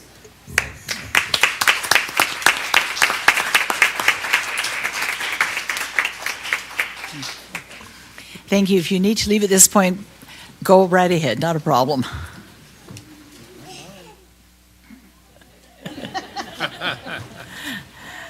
Okay, next we will have community comments. We have about 30 minutes set aside. Each person has 3 minutes for community comments. This opportunity is for members, patrons living within the Alpine School District boundaries. So we have a sign-up sheet here with 3 people on it. If there's someone else who would like to give a comment and has not had an opportunity to sign up, we'll give you an opportunity at the end. When you come up, please introduce yourself by saying your name, and we will not engage in a discussion. This is part of Robert's Rules of Order. We're here to listen. And so you'll notice a lot of us are writing things. We're not writing notes to our grandkids or something. We're actually taking notes on what you're saying. So let's start with Tanya Lundgren. Or is it Tonya? Hi, thank you. I just first want to express gratitude for all of you who are on the board, as well as our teachers and our staff. We love Alpine School District. We've been here for about 12 years, so we're pretty invested in the community, and so thank you. My biggest concern is buses. We have 5 children. They've all been in Alpine School District schools. We have 1 at Lake Mountain at the moment and 2 at Westlake. We've always had a bus that has driven to Lake Mountain and have gotten our kids at home. And it's been a blessing. This year, our daughter rode the bus for a week, and then we were told it was being taken from us. Our biggest concern, first of all, we've made the trek to Lake Mountain. We know that there's a 2-mile rule.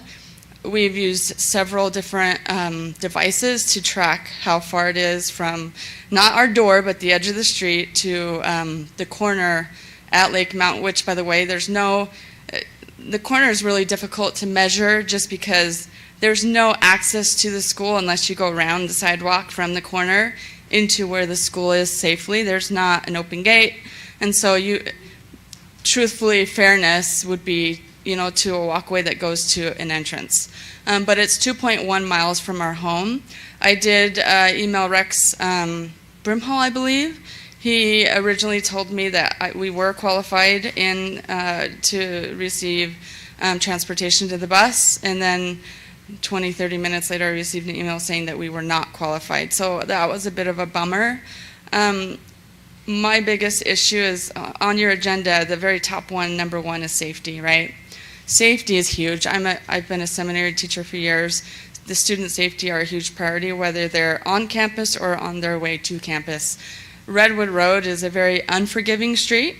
There's a lot of traffic, a lot of accidents. In fact, today there was a bicyclist that was killed on Redwood Road today, out where we live. And so the danger of our kids walking along Redwood Road to get to school is not an option for us, especially when nighttime hits.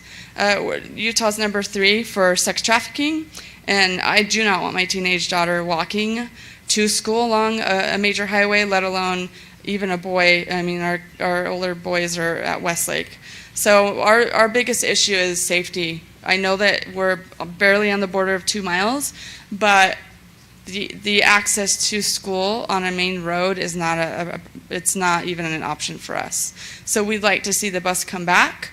I know that I'm just a number, along with many in the community that are concerned. And so please, if that can be reevaluated, we would really appreciate it. And also, if they really stick to the 2 mile, we're within that. We're 2.1 mile according to how we walked to the school, just to gauge that for ourselves. So please reconsider that. Redwood Road is not safe. It's not really an option, especially winter months. Thank you, Tanya. Next, Rachel Townsend. And following Rachel, Megan Pohl. Hi, I just moved into this Alpine community and have loved it so far. Thank you all for the work that you do for families and for students in this community. I represent the organization Foundation for Family Life, and we're a nonprofit focused on strengthening families. One of your administrators just said education is a family endeavor, and we believe that wholeheartedly.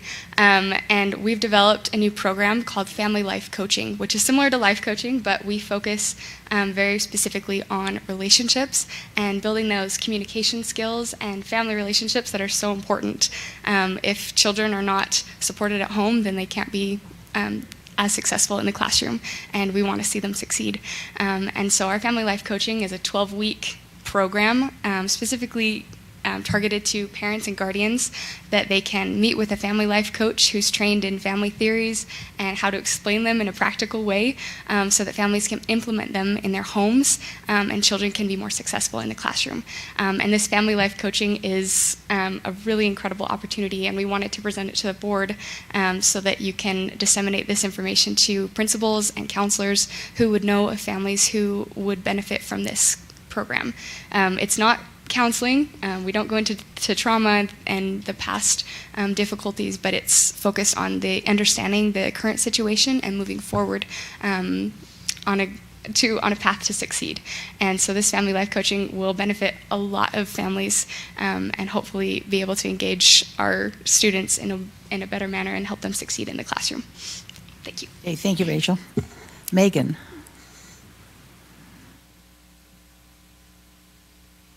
My name is Megan Paul. We have lived in Saratoga Springs for 2.5 years, a little bit more than that. Before that, we lived in American Fork. We love Utah County and Alpine School District, and I really, really hate public speaking of any kind, but I felt really strongly about this. Tanya and I actually live in the same neighborhood. It's called Jacobs Ranch in Saratoga Springs. And so my daughter was also affected by the elimination of the bus route. And I know that Alpine, like, you have budget constraints, as we all do, like personally. And there was like the recent bond that didn't pass. And so I know that you guys are doing the effort to like get the funding that you need to offer these things. And that we heard about like the driver shortage. I guess it was that like there's staffing shortages everywhere, like post-pandemic, I guess. And I'm not just talking about like, oh no, McDonald's closed early or something, but like there's, my sister-in-law is a nurse and they've had staffing shortages. And so it's like everybody's affected, but that doesn't change that based on our distance from the school, Alpine School District is like legally required to transport my kids safely. And so when it was like taken away from us, and the communication was all about the bus stop is less than 2 miles from the school, and it's like, but that's not what the rule is. So I've been emailing back and forth with Rex Brimhall like numerous times where he's like, yes, you qualify, no, you don't, yes, you do. Well, you're 2 miles away, like by our measurements using like the ArcGIS thing. And he said, your address individually is 2.0 miles away, so you don't qualify. And it's like, no, wait. The rule says if you live 2 miles or more, so we do qualify. And then actually he just called me yesterday and said, actually, we're reinstating, like, or your child is eligible, she can get on the bus here. So we sent her to the bus this morning. She got on it. All was well. But last school year, 2022 to 23, there were 5 bus stops in Jacobs Ranch alone and 3 buses. That has now been taken down to 2 stops and 1 bus serving the same number of kids. And so, like Tanya, I would just like to echo the request to please reinstate at least 1 more bus, because a bus where the kids are like sitting on each other's laps or standing in the aisles, which they were doing the first week of school when my daughter was riding the bus before all the hullabaloo, is also not safe. So please just reinstate or give us 1 more bus. Thank you. Thanks, Megan. Okay, a lot of concerns. We're listening, we're taking notes. Thank you for coming tonight. All right, we now will move into board business. We need to approve the minutes from last meeting. Do I have a motion to approve the minutes? I move that we approve the minutes. Do I have a second? Second. Okay, it's been moved by Ada and seconded by Joy Lynn that we approve the minutes. Is there any discussion? Okay, seeing none, let's vote. All in favor of approving minutes, say aye. Aye. Any opposed, say nay. Okay, the minutes are approved. Dr. Farnsworth, over to you. Thank you, President Hacken. You have received your routine business for the month, which includes our budget summary, Alpine Foundation board summary, personnel hiring and releases, student trip requests, and LEA-specific licenses. And We claims. have skipped the claims. Too many items. You have received the claims for your month, and I recommend your acceptance. I move that we accept the claims, and can I say the routine business as well, or do they have to be done separately? Separately. I want to repeat all those again, so. I move that we approve the claims. I'll second it. Okay, it's been moved by Sarah and seconded by Julie that we approve the claims. Is there any discussion? Okay, seeing none, let's vote. All in favor, say aye. Aye. All opposed, say nay. Okay, it passes. Over Thank to you for accepting the claims. And you've also received the routine business. And we recommend that you accept the routine business. Okay, I need a motion to accept routine business. I move that we accept the routine business. I second it. Okay, it's been moved by Stacey and seconded by Mark. Do we have any discussion? I just wanted to acknowledge the foundation report and just say thank you to our public for all the, I think it's called Donors Choose, that I think it was like $40,000 came into Alpine School District directly to our classrooms through the Donors Choose program, which is also matched by our foundation. So thank you to our public. Yeah, just a note for the public, we have LEA-specific licenses. That alone was, I think, was 269 pages this month. 396. It's a lot of pages, so thank you to the board members who are willing to read all of that. All in favor? Let's see, it's been moved by Stacey and seconded by Mark that we approve the routine business. All in favor, say aye. Aye. Aye. Any opposed? Okay, it is approved.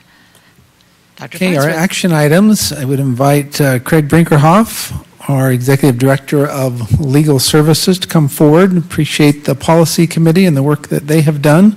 We have a couple of policies that we recommend retiring. The first policy is policy number 3138, Administrative Travel Allowance.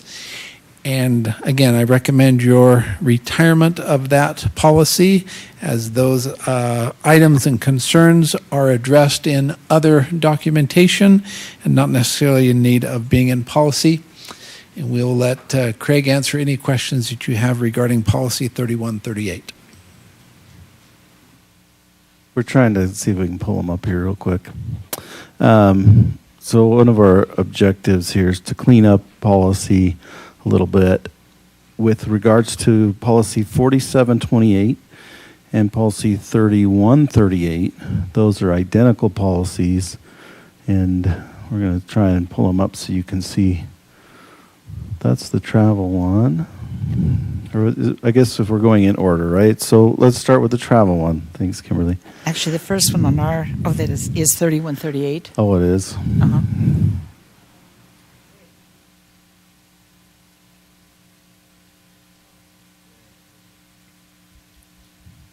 There we go.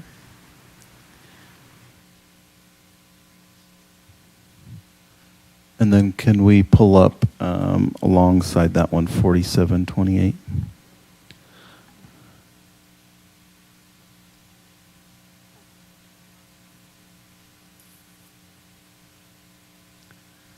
Okay, so we're just going to, I just wanted to show you side by side that these are identical.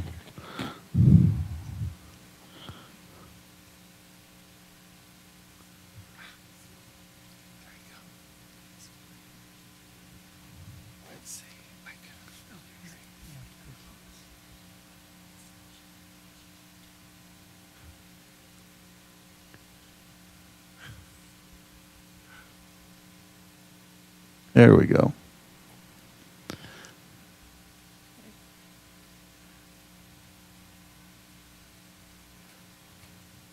They look fairly similar. Very similar. We very believe you. similar. Okay, here we go. So the point of this is that we have two policies that are identical, and we're retiring both of them, not just one of them, because this information is found in our business services manual or handbook, I think is what it's titled. And if we can go to that real quick, I just want to show you where it's located. It's page 133 of the business services handbook. So Kimberly's going to navigate to our website.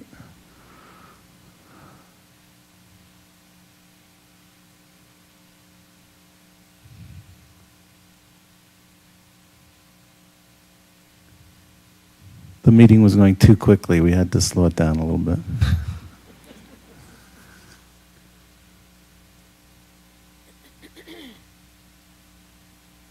And at the bottom on the left, right there. So page 133 of this document has the mileage reimbursement for staff and administrators for when they have to travel to schools or other locations as part of their responsibilities. And in our effort to clean up policy, board policy, we're moving those things that are more appropriate to be contained within staff policy and procedure and away from district and board policy. So page 133, you'll see there mileage reimbursement, and it covers how much per mile it is and what the rules and regulations are for that. And if you scroll just a little bit further, it explains when, there's a little picture diagram, a little further, right there. So that explains when it's appropriate to use that mileage and not. So anyway, long story short, that's where these two policies are, the information is housed, and so we would recommend retiring the 3138 and the 4728. Okay, thank you. We'll take them separately. Do I have a motion to retire 3138? I move that we retire policy number 3138, administrative travel allowance. And a second? Second. Okay, it's been moved by Sarah and seconded by Joylyn. Is there any discussion on these policies? I just appreciate, Craig, you're going to the effort. I was a bit concerned that we were retiring it without having it someplace else. So thank you for pointing that out. Is there any other discussion? Okay, seeing none, let's vote. All in favor of retiring policy 3138, say aye. Aye. Any opposed, say nay. Okay, it passes. That policy is retired. Let's go on to policy 4728. I need a motion and a second. I move to retire policy 4728, policy allowance. Second the motion. Okay, it's been moved by Joylyn and seconded by Mark that we retire policy 4728, policy allowance. Is there any discussion? Okay, seeing none, let's vote. All in favor, say aye. Aye. Any opposed, say nay. Okay, it passes.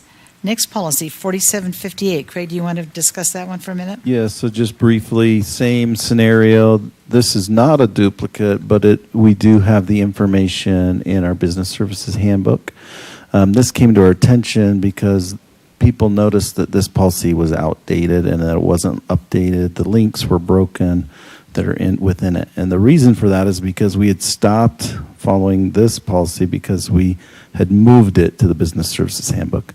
So if we can go, Kimberly, if you want to go back to the business services handbook, page 225 is where this information is housed. And so now that it's moved into the staff handbook, we would like to retire it from the board policies. And the business department regularly updates that handbook, and so it's kept current with the Correct. the reimbursable amount and other changes that need to be made, whereas policy would not be reviewed annually. Okay, for thank that you. policy. Do I have a motion to retire policy 4758, conference travel? I move that we retire policy 4758, conference travel. I'll second it. Okay, it's been moved by Sarah and seconded by Julie that we retire policy 4758, conference travel. Is there any discussion? Okay, seeing none, let's vote. All in favor say aye. Aye. Any opposed say nay. Okay, it passes. It is retired. Thank you. Next item is we're required to present to you our updated special education manual. You've received that, and we recommend that you approve that. Dr. Annalise Ruiz is here, Executive Director of Equity, Inclusion, and Student Support. And also Ryan Burke, our Special Education Director, is here as well. Appreciate them and the work that they do to support our students with special needs and update our manual. Okay, would you like to say a few words before we have a motion? So you will see in the updating manual that the red and strike through are the changes, and then what's new is the blue font on the document. Any questions?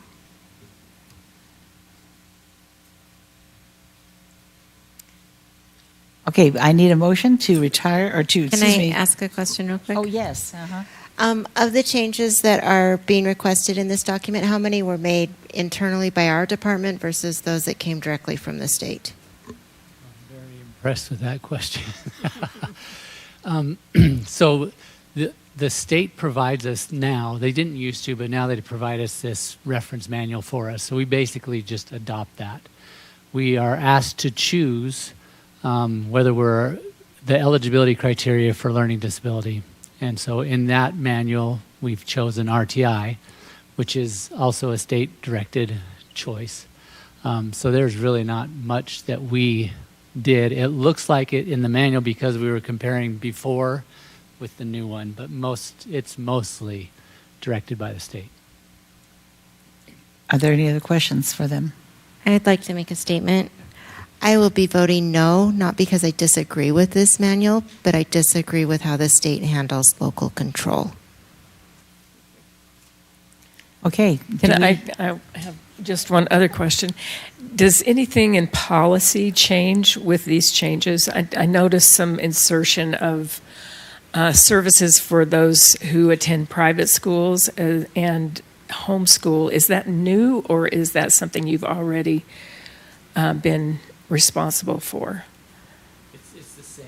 It's the same. It is the same. Mhm, Okay. Before. The change is just that the state has shared, here's what you have to include in all of the things. And a lot of it is just simple language changes. Yep, There's some I saw funding that. issue changes that they have. I actually have a list of the things that are documented changes. If you're interested in that, I don't know if you are or not, but you can certainly see that. I mean, that the state has said because of this change, we now have to update the state manual, which then requires us to update our manual. So Is that like multiple pages? What is it? well, it's just 2.5. Could you pages. email that to the board? Was that appropriate? Sure. I would be interested in that. I just wanted to express my gratitude to Dr. Ruiz. I know that I emailed you about some concerns about FAPE, as well as for our EBD units to make sure that if students are being removed for safety issues, that they're not reaching a certain threshold for loss of instructional time. And so I just wanted to thank you for making sure that we want to protect student safety, but then also making sure that they are not having a loss of instruction time due to their disability. So I appreciate your response to that. Thank you. Other questions or comments? Okay, I need a motion to approve the special education manual. I move that we approve the special education manual. Okay, need a second? I second it. Okay, it's been moved by Ada and seconded by Julie. Are there any questions or comments from board members? In that case, let's vote. All in favor say aye. Aye. All opposed say nay. Nay. Thank you. It passes. Thank you both. You've received your membership report, a couple things that we have discussed that we're continuing to monitor. You'll see in our elementary schools from projections, a decline in first grade and kindergarten and first grade that is fairly significant. Overall, a decline from projections. Actual enrollment is less than what we projected in our elementary schools and up a little bit in our secondary schools. So. Okay, thank you. Other board member or reports that you'd like to give at this time? I just wanted to comment on the membership report. I think one of the things that I'm actually grateful for is a little bit of breathing space for some of our schools.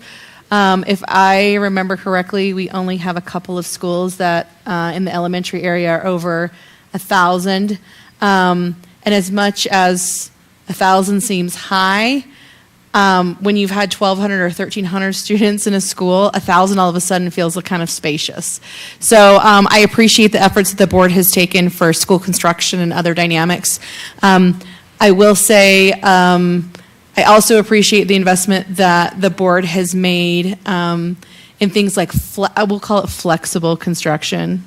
Satellites and portables as we shift those around because we have a satellite at Frontier and then we've added a second satellite at Cedar Valley and it is significant. We have 32 classrooms that are outside our brick and mortar building. I appreciate the staff that when we have a high school of 3,300 students that that's hard.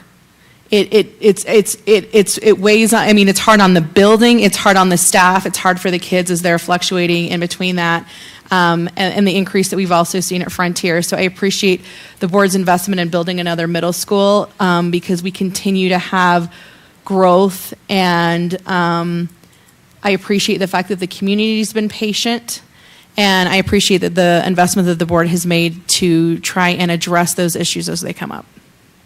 Thank you. Other reports? I have hard copies, ledger size for the board members that would like of that. It's on the printer downstairs. I just needed a minute to grab that for you. So before you leave tonight, if you'd like copies of those enrollment reports, the big one, I've got those for you. Thank you, because size 2 font is hard to read. In addition to that, and Rob's team providing this, I also appreciate the class size average report that was sent out to the board earlier as per your request, and we reviewed that with staff and pleased with the supervisors and the work that they have done in taking those board allocated FTEs to address class size reduction in areas where larger than what we anticipated, and being able to get teachers in those classrooms and those class sizes were not where we'd like them, but better than where they were. So. I just want to express appreciation to all of our supervisors who are really our boots on the ground in handling all of those issues and putting out those fires. So we appreciate you, especially at this time of year. Thank you. Okay, any other comments? One word from the policy committee. One of the things that we will be working on, partly in response to the report we had tonight, is working on school safety. We've noticed that our policy could use a little updating because things have changed a lot, and we've just recently got a lot of really up-to-date information about the different kinds of procedures and protocols the district is putting in place. So we appreciate all of the efforts to make that happen in a timely way, and we will be working on that in the next month or so. I have good news. So our external auditors have completed their audit, and it came back with no recommendations. Is that? No recommendations. So shout out to business services, to all of the humans that make the warehouse go round. It's an involved process and a remarkable thing. So congratulations to all our people involved. I also wanted to report from the Student Equity Committee that we've begun a study of our dual language immersion programs and how we can more equitably provide those to more students. And also the ALL, or the Accelerated Learning Labs, or gifted programs, are also under review. And it will take some time to implement their recommendations, but we look forward to having that concrete study done. I have one more. Oh, you have one. Oh, wait. Go ahead. So I just really quickly wanted to address class size reduction. I know we hear a lot about that from patrons, and we do a lot of we get a lot of questions, and I just wanted to say that we are going to be working on that through finance moving forward, and then also having some targeted time in our board work session. So just wanted to let the public know that we are working on that and how we're going to approach that. And I know it's going to look a little different in certain areas, and I think sometimes just my sense from patrons is it feels like, well, if you just remove, lower that class size just a little bit, but there are a variety of variables that come into play when we're doing that. And so we have some areas that we would very much love to bring it down, and we don't have any more space to put humans. So I am excited for us to jump into that conversation and come back to our public with some ideas. Okay, we had these Alpine Foundation Swing for the Stars golf tournament last week, and this is a fundraiser for the Stars Summer Reading Program for children in first and second grade who just need a little more help. And this program has been phenomenally successful, just amazing results in a very short time. So we had a successful golf tournament. The weather was beautiful. A lot of our sponsors and friends turned out for that, and so we thank all those who participated in that, who are making it possible for us to offer this really remarkable program for children. I think it would be wise to make our public aware that we as a staff had intended to report to the board the timing and who was awarded the RFP for a district reconfiguration study. We needed to extend the time period of that RFP. We do have some candidates that have applied, have submitted proposals. We're in the process of reviewing those proposals, and by next board meeting, we plan to bring a recommendation to the board to adopt or to choose one of those firms for that reconfiguration study. And then at that time, once a firm is chosen, we will work with them to develop an appropriate timeline for when they will have their study reviewed, and we can start that review process of that. So we anticipated possibly doing that for this board meeting. It's likely for that next board meeting before the committee reviews those and makes a recommendation. Okay, very good. Other comments? Seeing none, it's time to adjourn. Do I have a motion to adjourn? I move that we adjourn. I'll second it. Do I have a handful of seconds? Okay. Is there any comment? It's been moved by Mark and seconded by Sarah that we adjourn at this amazing time, 10 to 7, 12 to 7. Any comments? All right, let's vote. All in favor, say aye. Aye. Any opposed, say nay. We stand adjourned until our next meeting. Thank you for coming.